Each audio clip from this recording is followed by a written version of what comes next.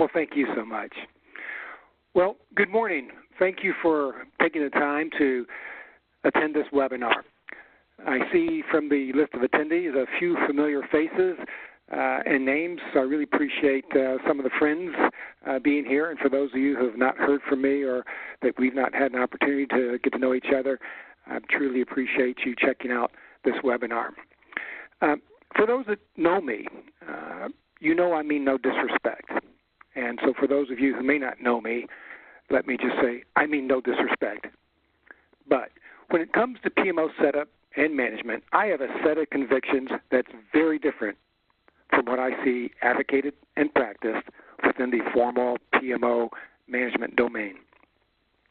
So one of those convictions that we're going to talk about today is something that I've used a tool called the PMO Magic Quadrant to address. So today we'll go through the who, what, when, where, why, how of the PMO Magic Quadrant, and then we'll talk about some testimonials. So who created the PMO Magic Quadrant? What is the PMO Magic Quadrant? When do you use it? Where do you use it? Why do you use the PMO Magic Quadrant, and how do you use it? Today I'd like to cover all those for you. Before we get started, I should mention that this particular tool is something that I used for over a decade in working with leadership teams served by PMO. Most of the time it was with leadership teams seeking to improve upon or course correct a PMO. About 2 years ago, in 2016, I publicly released this PMO Magic Quadrant, but up until that time, it was really something that I privately held. And I would share with you that of all the sort of tips and techniques and things that I use with leadership teams, without a doubt, this has been the most valuable to me. And I so hope it will be valuable to you too. So let's get started.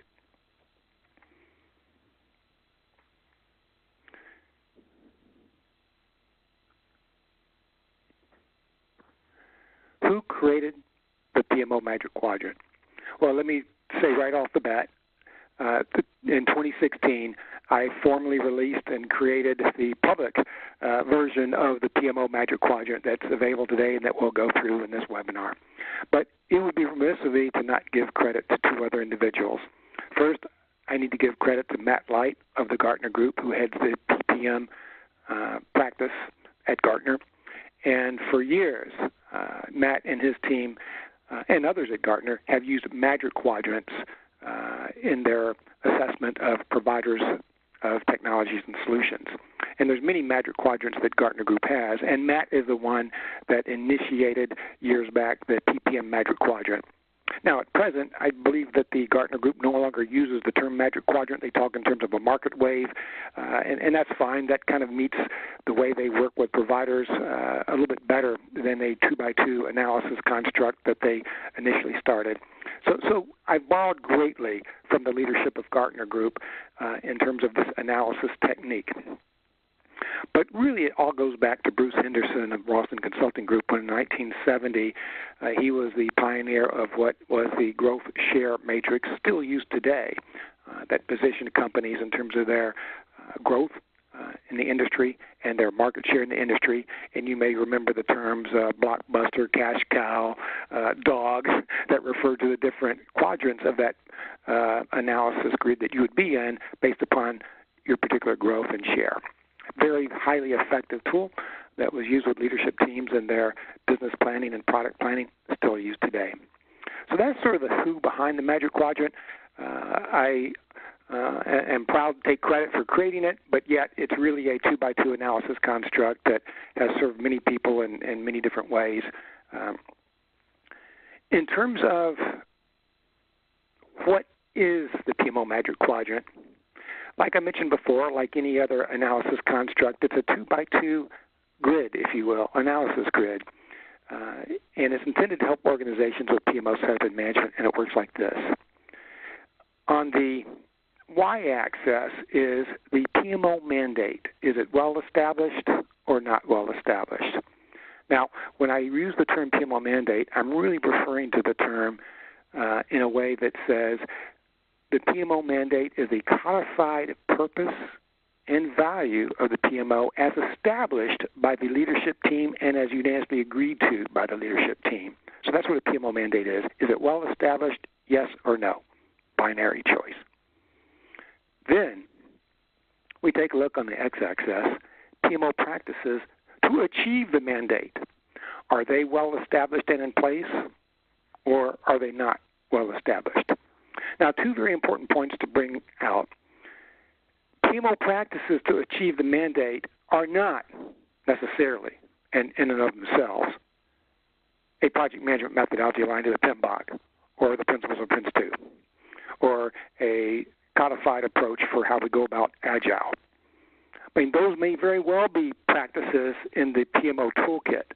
But when we talk about PMO practices in this context of the Magic Quadrant, we're speaking to the practices that are put in place, the means to the ends, that achieve the ends.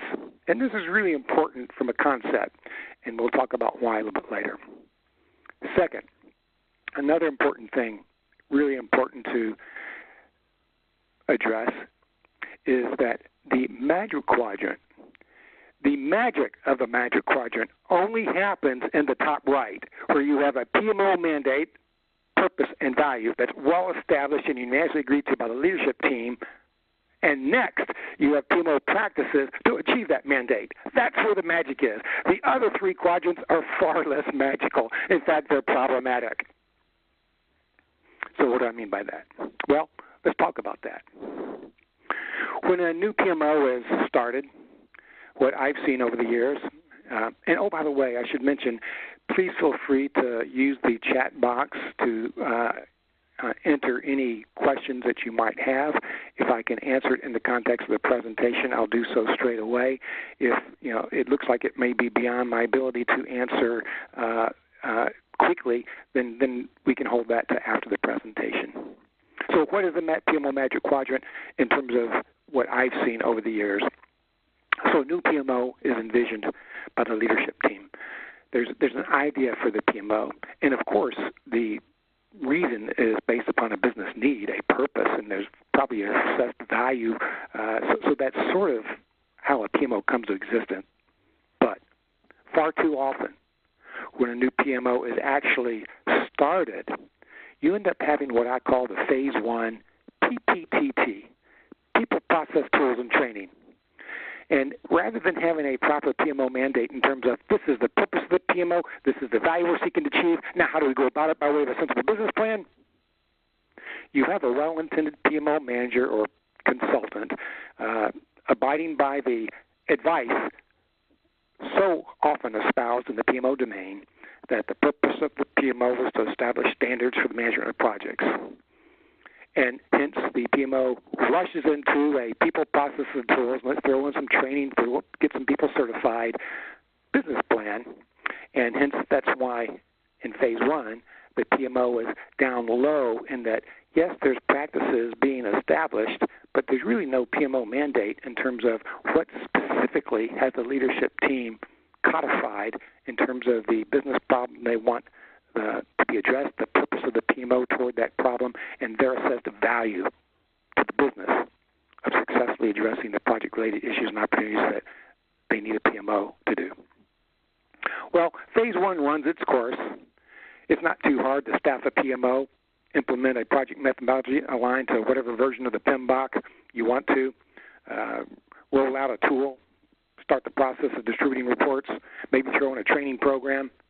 This is often the way PMO managers get their job. They tell leadership teams, I'm the person for it. I've done this 3 times before. We can do it again. And we need to quickly get this set up and started and going. And the sooner we get this in place, the sooner things will get better. But do they? Well, after the honeymoon is over, Phase 1 is over, and this leads to Phase 2, which is the QWBS. Now, before we get to what QWBS is, I should mention that this is also where, when we enter Phase 2, we lose that first PMO manager and bring in another one. QWBS, what's that?